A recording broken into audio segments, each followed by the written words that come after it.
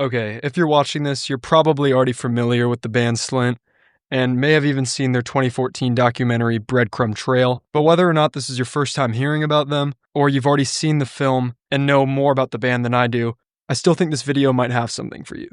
Today we will be going over the history of the band Slint, with a focus on the 1991 recording, Spiderland. In the months before the microphones were set, Spiderland existed as repetition. They practiced the 6 pieces until the songs had weight. The sessions took place at River North in Chicago, with Brian Paulson behind the desk. His memory is blunt. It was really raw, no EQ, no compression, and straight to tape. The idea was simple. The chain between performance and the record would be as short as possible. Paulson wanted to capture the band as they were, not as something smoothed over. I don't know, that was the best part of Slint, I thought, was the collaborating, because we could all get along so well and, musically just understood each other, I thought. And yeah, that's my favorite thing about, playing music. Just like saying anything just that came out of our mouths, McMahon put it even more plainly. I did not want to rehearse the vocals. It was a one-shot cathartic experience. The lyrics came last, saved for the studio. That way, the words landed as part of the record itself, not just another part of rehearsal. Because of that, the vocals feel like they're being discovered in real time. Delivered once, recorded, then left alone. Paulson later recalled sitting in a control room and realizing he had never heard anything like it. The songs weren't being polished. They were being preserved. The moments of breath between notes is what makes the record feel alive. 6 songs, 40 minutes. Spiderland is short, but each track carries its own corner of the same atmosphere. Breadcrumb Trail opens with a carnival memory, told half sung and half spoken.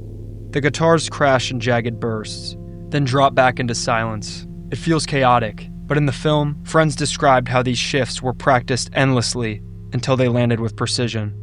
Nosferatu Man is sharper, distorted, guitars snapping against brittle drums. The song lashes out, then retreats, like paranoia folding back into itself.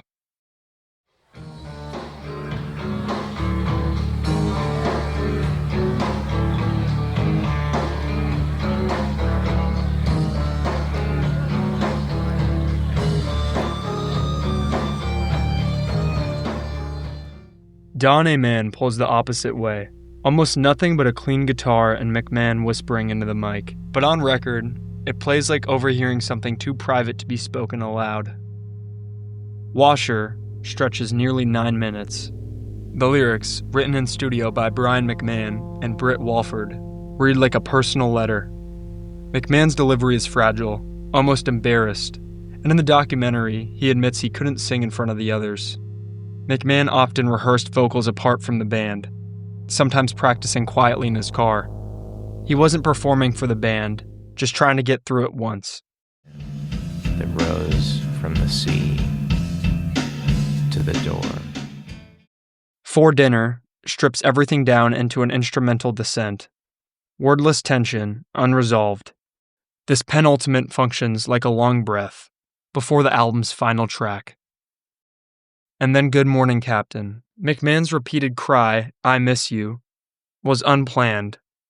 Paulson remembers silence in the control room afterward. No one wanted to break what just happened.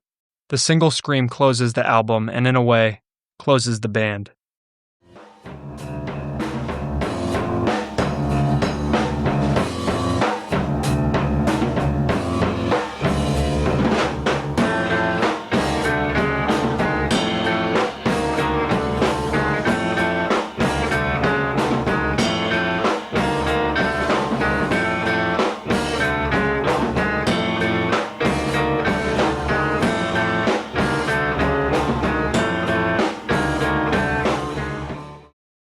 Spiderland came out in March 1991. No marketing push, no interviews, no tour. By the time it was released, Slint had already broken up. McMahon walked away almost immediately, drained by the whole process. Friends described it as sudden and final.